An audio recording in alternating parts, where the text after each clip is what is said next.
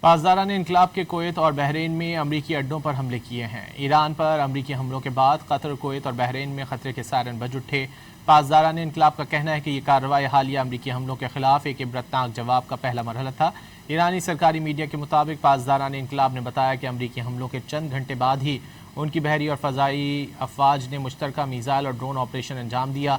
پاسداران انقلاب کے مطابق اس آپریشن میں کویت کے اڈوں کیمپ عرفجان اور علی السالم کے ساتھ ساتھ بحرین میں واقع الجفیر اور شیخ عیسیٰ کو نشانہ بنایا گیا۔ کارروائی حالیہ امریکی حملوں کے خلاف ایک عبرتناک جواب کا پہلا مرحلہ تھا۔